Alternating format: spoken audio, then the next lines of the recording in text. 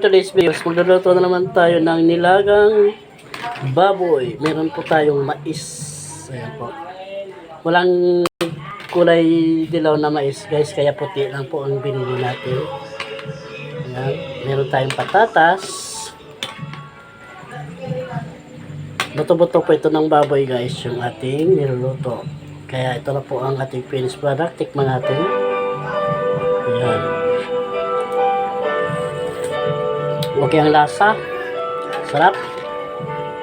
Kaya maraming salamat po sa inyong panonood. Nandito lamang po aking munting video. Kaya please like, share, and comments para lagi po kayo updated sa aking bawat susunod upload ko na video. Maraming salamat po at magandang gabi.